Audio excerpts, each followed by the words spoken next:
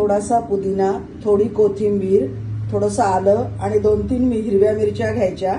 यांचं पाणी टाकून वाटण करायचं आणि कपड्याच्या सहाय्याने ते गाळून घ्यायचं. चिंचगुळाचं गोड पाणी आहे, त्याच्यात मी अगोदर थोडं मीठ टाकलंय आणि आता नावाला थोडंसं तिखट टाकलं. हिरवी मिरची, कोथिंबीर, आलं आणि पुदिनाचं पाणी आहे.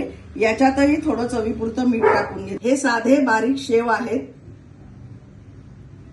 हा फाफडा आहे, साधा फाफडा आहे. टोमॅटो आहे, त्यामध्येही थोडंसं मीठ टाकलेलं आहे.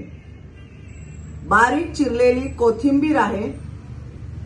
बारीक चिरलेले आणि धुतलेले कांदे आहेत, त्यामध्येही थोडंसं मीठ टाकलेलं आहे. इन्ग्रेडियंट नाशिकचे कुरमुरे. तुम्हाला ज्याप्रमाणे हवं असेल त्याप्रमाणे थोडंसं तिखट टाकून घ्यायचं. थोडं कमी टाकायचं, कारण आपण मिरचीचं आणि कोथिंबीरीचं पाणी घेतलेलं आहे, ते ऑलरेडी तिखट आहे.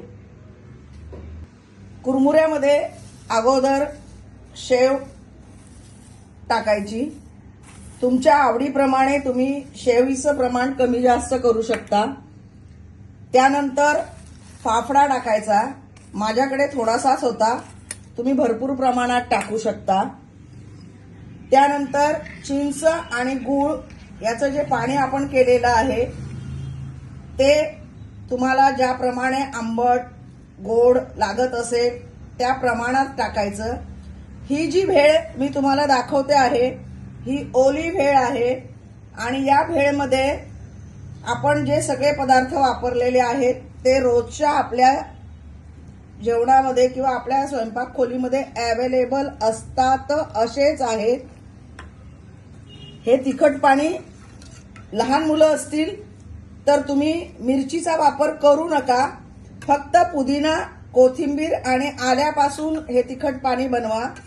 तरी सुद्धा ही ओली भेळ आहे, त्यामुळे खाताना आपल्याला घशामध्ये कुठेही ती अडकत नाही. कांदे आणि टोमॅटो अतिशय बारीक कापून घ्यायचे, जेणेकरून आपल्याला खाताना क्रंच पण लागला पाहिजे आणि जास्त मोठे तुकडे पण आपल्या घशामध्ये जायला नको. थोडीशी कच्ची कोथिंबीर पेरून घेते मी. त्यानंतर सगळ्यात मुख्य वस्तू म्हणजे लिंबू. ही 2 ते 3 जणांसाठी असलेली भेळ आहे. हिच्यामध्ये तुम्ही साधारणतः छोटा एक लिंबू पिळला तरी चालेल. आता आपण हे सगळं मिक्स करून घेऊया. सर्व करताना वरून थोडी कोथिंबीर आणि थोडा शेव फाफडा द्यायचा. आपल्याजवळ जर सुकी पुरी असेल ती जरी आपण ठेवली तरी हरकत नाही.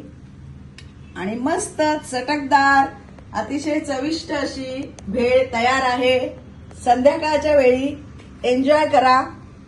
चॅनलला लाईक करा, सबस्क्राईब करा.